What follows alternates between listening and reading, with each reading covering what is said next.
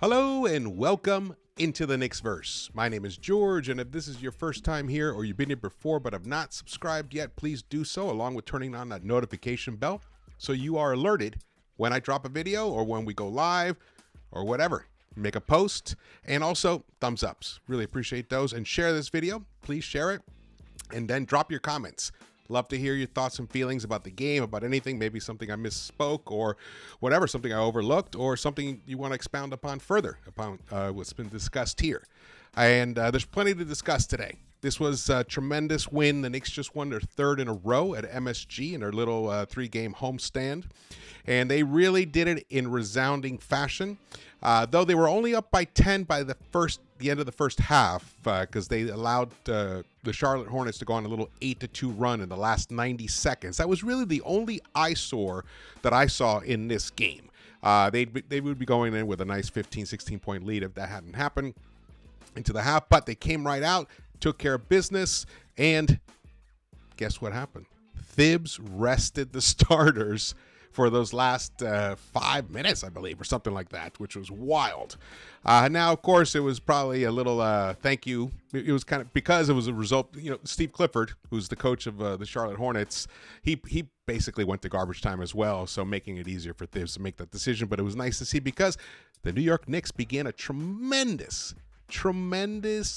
Let me get to this. Show you this. They get here. That was the final score. 129-107, but they begin a brutal, like as MSG put it, long, strange trip. Tomorrow, back to back, they go to Boston. They play the Celtics. Hopefully they'll get revenge there. And then they got the Hawks on Wednesday. Then they have, on Friday, they have their second in-season tournament against the Wizards, who are terrible right now, and hopefully we'll be able to pick up that win as well. And then we play the Hornets again. Yes, less than a week from today, they play the Hornets again, and then they have a big game against the Minnesota Timberwolves, who is the only team with a defensive rating that's better than the Knicks at the moment. So that should be a very interesting battle. Lots of stories within the game itself. There's Ant-Man and RJ. There's Thibs having been the coach of the Timberwolves. There's Cat and all the rumors. RJ and Cat, good friends. And then there's Rudy Gobert and Mitch Robinson, the battle. One thing I want to show you, though, here before we get into, I'm going to show you highlights. I got breakdowns, and I'm going to show you the biggest play of this season so far. There's no other play even closer than this play, how big it is, and I'll show it to you soon. But first, I'm going to show you this. Here you go. This is at the beginning. This is not including this game, but most offensive rebounds through the first 8 games in NBA history in a single season. Now, Jason Williams, 1996, he had 64.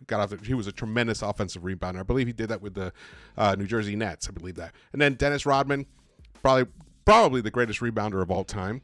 And then Drummond, who made a case of being one of the great rebounders of all time. Moses Malone, one of the greatest players of all time, an MVP, champion, everything. And then there is Mitchell Robinson. 50 offensive rebounds for the first 8 games. And tonight he beautifully added to that. All right, now before we get to the highlights, I'm going to show you this. I'm going to show you the biggest play of the year. Here it is. Short jumper is there it is.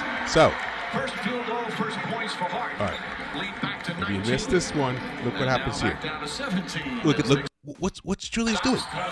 So right here, nice, right off the inbound pass. Basically, they were able to get beyond the Knicks defense for an easy bucket. It should never happen. And guess who's taking responsibility for that? This is huge, and it showed today. He was incredible today. Julius Randle's mindset is locking in. He is beginning to believe in this must be like water type concept, which I love that. Now let's move on. In fact, okay, so I thought that was fantastic because it shows to me that Julius is making a concerted effort to stay focused in the game and to lead by example, which is key. And it's something that Jalen Brunson does, and it's something that RJ does, and they also take responsibility for their mistakes. And now we have Julius Randle. That was one of the biggest beefs that us fans had with him. When he makes a bad play, he kind of points a finger and all that stuff. So that's why that's the biggest play of the game, of the season, really, so far, this young season so far, through 9 games. Because it shows that moving forward, if he's willing to keep playing, taking responsibility, that means he's willing to make corrections of it. Beautifully. I love that. Now, I'm going to show you something else here. I'm going to show you something that is changing this team, and it's ball and player movement. There's 2 plays. You may have seen them. Here's the first one. So the pass, look at this. Grimes cuts, and then RJ cuts. Cutting, movement, finding an open player, trying to keep the ball moving until you find the best shot possible. So right here, Grimes in the corner, technically should be money, the left-hand corner. But he decides to drive because 2 guys are coming after him. And then RJ sees that. He decides to cut, fills the lane, gives Grimes someone to pass to, an outlet. Beautiful play. That is incredible. That's the starters doing it. Now, watch this. Here's the bench doing it. So IQ drives, bounce pass to Dante, iHeart cuts. This is championship-style basketball. Make no mistakes about it. Championship-style basketball right there. That is the new wrinkle that Coach Thibs has been trying to inject it. I mean, he's been trying for a while. The passing in this game was the best that I have seen from the Knicks so far this season. Probably, overall, top to bottom, probably the best passing I've seen as a team in years, honestly. I may be overlooking some games here and there, but I'm talking about how things are coming along. In the past 3 games, just to give you an understanding what's happening here, the Knicks are shooting 42.2% from the three-point line, which is number 1 in the NBA in the last 3 games. That's right. One of the worst shooting 3-point shooting teams in the NBA last season is now, in the past 3 games, 1/3 of the season, they are number 1, 42.2%. And that happens because you keep the ball moving to get the better shot, to get the best shot out of a 24-second possession. That is championship-style basketball. Now, I'm not saying this is a championship team, but it's that style. That's that mentality. That's that Larry Brown mentality. Play the right way. This is what play the right way means. Fantastic. Fantastic. Yeah. Look at this. No hesitation. No hesitation. Right to Grimes. And Grimes is ready. And the pass was really well delivered as well. That's another thing about the passing this game. Beautifully. There was one pass that RJ gave to Julius as he was cutting into the lane. RJ was on the left wing. Beautifully weighted little shovel pass as Randle was moving towards the basket. Didn't have to reach back or anything else. Just right in stride. Boom. Delivered. Randle was a new man tonight. He was driving like a maniac. Like a maniac. I loved what I saw from Julius today. All right, let's go back. All right, that's the long, strange trip. Here, let's talk about this. So here, Julius, like I said, 23 points, 5 rebounds, 5 assists, and he was pulled midway through the fourth quarter. And there's something, though. This was the cover, I think it was yesterday. What do you expect from Daily News? Randle says it was kind of naive to assume he would be Julius after off-season ankle surgery. Now, naive, who's he talking to? I mean, I don't know. Was he naive? Or was he saying we were naive to expect it? Whatever the situation is, he should have been more forthcoming right away. He should have told us that right away in the beginning of the season. Let us know what was happening. Part of being a leader is managing people's expectations. If you don't tell us what's going on with you, we're going to expect you to play a certain way, the way we know you can play, like the way we saw you play today. So this is something that as we move forward, I hope there's more transparency going on with this franchise and the players. We need that. All right, now that I got this BS out of the way, here we go. Brett Usher posts this. Best bench in the league right now? I would have to say they are. Now, let's get to the highlights, and I will give you some more breakdown of this wonderful game here. So the game started off right away. Julius scores the first 5 points of the game, and he even got a steal in it. I believe you might even see. Oh, no, we're already up 7-0 here.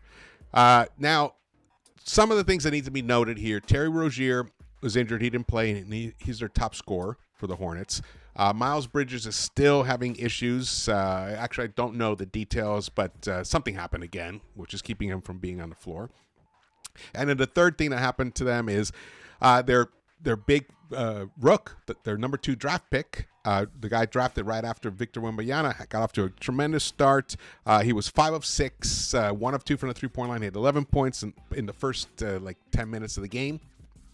And then his foot landed on somebody else while he was trying to get a rebound, and he was gone. It was Brendan Miller.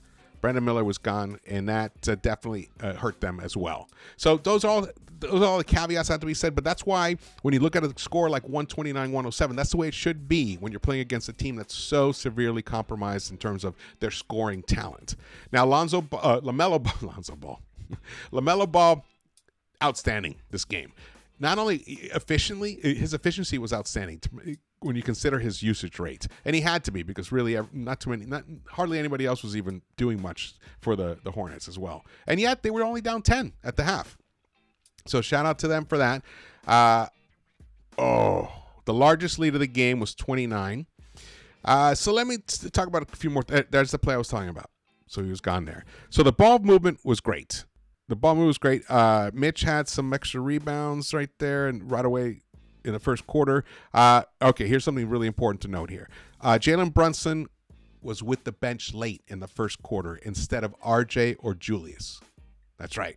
Now, Brunson was on fire in that quarter. He was 5 of 7, 2 of 3 from the 3-point line, 13 points. So it makes sense that he would be the one that now, for the very last, I think, 90 seconds or whatever, 30 seconds or whatever, RJ did sub back in for Jalen Brunson. But we saw a decent amount of time of Brunson out there with the bench. And that was really interesting because what that gives us is IQ with Brunson together.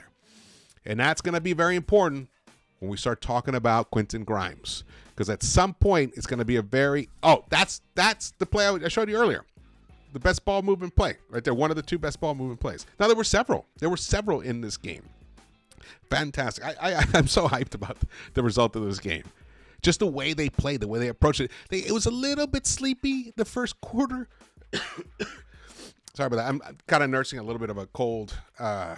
Was totally down yesterday. Couldn't even breathe. So I'm happy that I'm able to do this, especially with Emmanuel quickly playing like he did. Also, let me tell you this. By the end of the first half, the Knicks had 5 players in double digits. Excuse me while you watch these highlights. Yeah, 5 players in double digits. And that included quickly. The only one that didn't have any points was Grimes because he took 1 shot. Only 1 shot in that first half. But come the second half, right away, 2 3-point shots makes. His teammates looked for him, found him, and he made them both right away, which that was crucial. All right, where are we at right now? Beautiful to end the first quarter. IQ did a beautiful stop and pop 3-pointer to end it, to give the Knicks the lead 32-25 at the end of the first. RJ, I think he was blocked right there. And then Ish, look at this beautiful. Woo! Clyde's favorite player, Ish.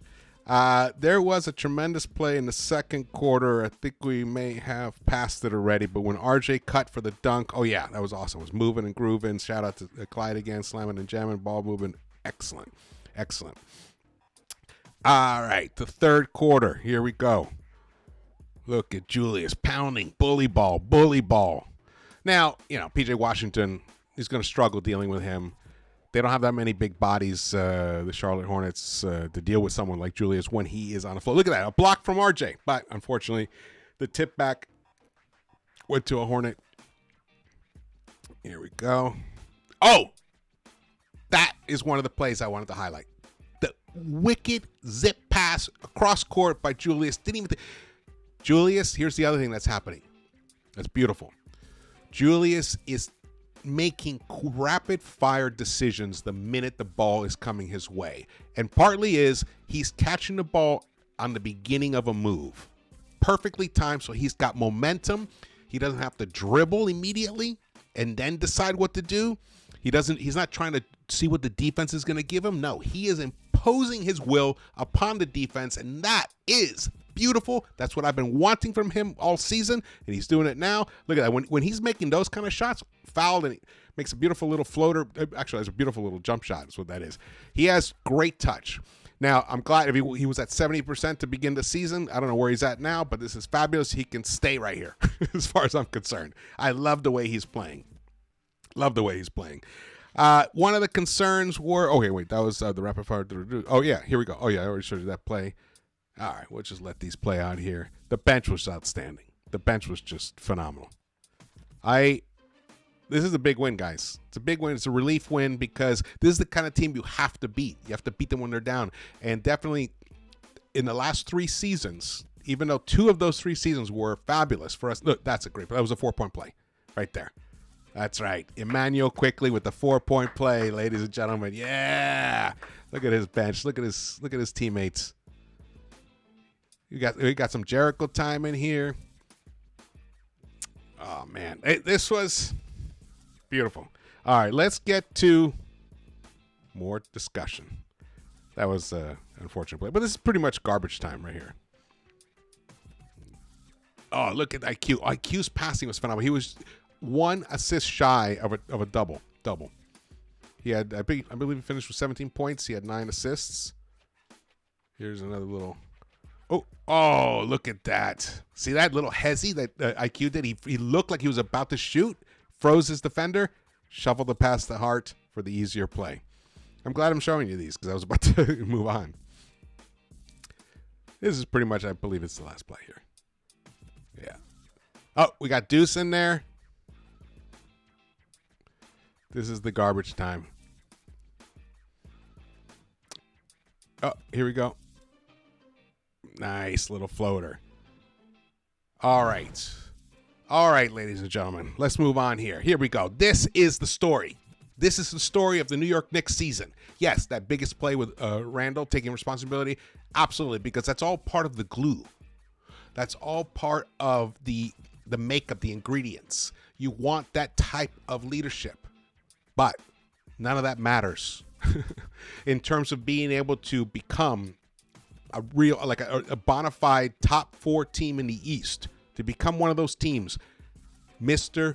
R.J. Barrett, Ronan Barrett Jr. had to begin to level up this season to become that, to get in that all-star conversation, or be one of the guys that's, oh, maybe he could have been an all-star this season. He's doing it. Look at this. Shout out to Knicks Muse for tweeting this out. This is just RJ today. 24 points on 56% field goal percentage. We've seen RJ get 24 points many, many times throughout his whole career. But that kind of efficiency, and I'm going to show you what he's doing this season in total. 4 rebounds for him, 2 assists, 1 steal, 1 block, 4 of 6 from the 3-point line. 4 of 6. He is now shooting 50% from the field for the entire season. He is connected on 20 of 40 three-pointers. Yeah. But the most fascinating stat in this game is RJ was a plus 26. So in a game where the Knicks won by 22, RJ was a plus 26. That means the Knicks completely dominated every single minute that RJ was on the floor. That, my friends, is what we call a budding superstar. That's what that is. Now, it's still really early. We've seen RJ have, these intense, he gets crazy hot, but solar flare hot, and then it just fizzles. But right now we're into game 7 and he's doing it. Basically, I don't think he's had a bad game all year. And he's missed 2 games. So in 7 games, he's been outstanding. He's become, as Knicks Muse says, he's becoming an incredible player. Now I'm going to show you something else. This is from our guy, JD. JD tweeted this out. And of course, he tagged the national media. Did I cover everyone? Just making sure everyone's paying attention. Alert. Eyes. RJ Barrett so far in this season. He's averaging 22.6 points per game on 49% field goal shooting, on 50% three-point shooting, on 85% from the charity stripe, and his true shooting, which combines all of these, he's at 62%, which is outstanding. This is what I'm talking about. A budding superstar is happening right now. Keep it up, RJ. The hard work. Love it. Couldn't be more proud of you. But we've been the majority of the fans that watch this channel have supported you, and you're rewarding our support. We're watching our guy that we've drafted turn into this. Excellent. Next Monday, not this coming Monday, the Monday next against Ant-Man, I would love for you to put on a show. Again, not intentional, don't within the game flow, but continue this type of amazing play against the Timberwolves. That would be fantastic. All right, let's get to the stats. I probably rattled off most of them. Mitch, talk about Mitch. Mitch was outstanding, man. 9 boards for him. I believe 6 of those were offensive rebounding, so I think he's at 56 now for the beginning of the season. 10 points for him, 9 rebounds, but he only played 24 minutes, 5 of 7 overall. Brunson, barely even spoke about him. He got off. Well, I did in the beginning. He got off to a blazing start, 13 points in that first quarter. Only scored another 7 the rest of the game because we didn't need it. You know, he kept the ball moving, and there were times when Randle and Brunson subbed back into the game to play with the starters. Sorry about that. Randle and Brunson checked back into the game to play with the bench during that second half. IQ was running the point, and Brunson was the 2 guard. Fabulous. I want to see more of that. Puts less of a burden on Brunson.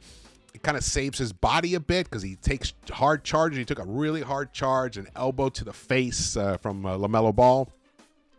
I can't remember what point of the game was, but he got really rattled there. Actually, I do remember because that moment set off an 8-0 run by the Charlotte Hornets, and it cut the lead down to 88-73 in that third quarter. So it did have an effect. Which is why it's good to have the ball in IQ's hands more. And then when we look at Quentin Grimes here, 23 minutes, 2 of 5 from the three-point line overall, 6 points. So he hit those 2 3-pointers that came right when the second half began. His defense outstanding once again, but he's not inflicting his offensive will upon this game. When you look at Emmanuel quickly, 26 minutes for him, 5 of 9, 4 of 6 from the three-point line. The Knicks shot 41.7% overall from the three-point line. And that's with Dante struggling 1 of 6, who, he's been good. And Randle, 1 of 4. So those guys are 2 of 10. You take those 2 of 10 out, and you have 13 for 26. We have 50% three-point shooting if you remove those 2 guys. So the Knicks are right there. I told you, they're right now, they're number 1 in the last 3 games in three-point shooting. And in what's another interesting stat that I saw here? The Knicks are currently, of course, rebounding. They dominate, but that was the biggest eye-opener to me. And in net rating, currently, the entire NBA, first is Boston Celtics with a 13.6, 76ers with 11.0, Denver Nuggets at 10.8. I'm talking about the net rating. Minnesota Timberwolves are 4th with a 9.6 net rating. Now they're 6-2. The Timberwolves, they're off to a great start. All these teams, only one team has lost. Oh, no team has lost more than 2 games. In the ones I just talked about. 5th in the NBA currently, the New York Knicks with a 6.8 net rating. They are 5th, and that means their defensive rating is 104.7, and their offensive rating is 111.5. It's finally gotten up into that stratosphere. It was below 110 for quite a while until after these past couple of games. These last 3 games have been outstanding for them. I am really proud of this team, especially when you consider, let me see this thing. Last 3 games here. Last 3 games, the Knicks assist percentage is up to 60.4%. It's only for 17th best, but this is a team that struggles getting assists. So shout out to that team. Shout out to them for that. And in true shooting, they're 8th overall, 59.8%, just shy of 60% in true shooting. I mean, those are the kind of numbers. When you get an offense like that, field goal percentage of 57.1%, which is 8th best in the NBA. These are the type of numbers that lead to sustained winning. Now, and that's the offense. The defense has been stellar, lockdown all year long. And like I mentioned before, they are currently, currently 2nd best in the NBA. All right, let's move on. Isaiah Hartenstein. So, go back to this thing with IQ. There may come a time where IQ may have to start beside Grimes. I mean, beside Bruns instead of Grimes. We'll see. We'll see how much Grimes. If Grimes starts struggling on the defensive end as well, I could see it happening. But right now, he's playing defense, so he's fantastic defensively right now. So I could not imagine that that will happen anytime soon. But this is just something to keep an eye on. I've brought it up before. Just something to keep an eye on moving forward into this season, because you never know. You never know how things are going to shake out when it comes to starting lineups and Thibs. Sometimes he holds on to players way too long, longer than he should. And sometimes he just makes the big move. So we'll see. We'll see how it goes, but it's something to note because it also may end up being where if Grimes doesn't come around offensively and he starts slipping defensively a little bit, it might come to a situation where the Knicks don't want to move IQ into the starting lineup because they want to keep him with that second unit, keep him running that second unit, and he's still closing often. Then Knicks may end up making a trade. Not going to speculate who, but they may end up making a trade. But currently right now, Quentin Grimes is the second best defensive rating starter on the Knicks with a 100.9. Number one is still RJ Barrett, 99.3. How do you like them apples? How do you like them apples? How do you like them oranges? That's right. All right, here. Anything else of note here? Nope. Excuse me. The net ratings, like I mentioned before, RJ with a plus 26. Isaiah Hartenstein, plus 24. Emmanuel Quickley, plus 22. Those are huge numbers. And that was that bench unit with Josh Hart and Dante. So even though Dante struggled offensively, he finished with a plus 16. So this bench unit is exciting. They move the ball. They all switch. They can all switch. They can all shoot. They all have range. Even Isaiah Hartenstein has range, even though he hasn't shown it yet this year. He at least, he's got the mid-range shots. We've seen him shoot the three-pointer at the top of the arc. We want to see more of that, but what I'm seeing so far, loving it. Interesting that Evan Fournier did not get on the court. I guess that's, I'm curious. That's interesting. That's interesting, actually. Charlotte Hornets, as you can see, LaMelo Ball, 13 of 20 from the field, 4 of 8 overall from the three-point line, 7 boards, 6 dimes, 32 points. Outstanding scoring line for him. 32 points in 33 minutes of play. Brandon Miller, only 10 minutes, but look at that, 11 points. If he had kept going, who knows? This game might have been a lot closer. The Knicks may not have been able to, stretch the lead as much as they did. They got it up to 29 points at one time. The team stats, field goal percentage for both teams. The Knicks shot 54% overall. That makes me laugh so much. 41% from the three, but the 20 of 30 from the free throw line, that's not going to cut it against a team like Boston Celtics or the Minnesota Timberwolves. We're going to put you on the line a lot. So 66.7%, that's not going to cut it, guys. That's got to be at least 10% higher, at least. The rebounds, we barely won the rebounding battle, but mostly because we made our buckets. We really made our buckets. 25 assists for the team. Excellent. And what else of note here? Fast break points. 22-8. Points in the paint, 62-56. So we just dominated. This is total domination, guys. Totally. Even in points off turnovers, we were a plus 10. Complete and utter domination. Couldn't be more proud of this team. And here they're moving on to this long, strange trip. And we got the Celtics tomorrow. I want that game. I want it. These guys, go in there and just take this from them. Make the Celtics reevaluate their lives tomorrow. Let's go. Come on, Knicks.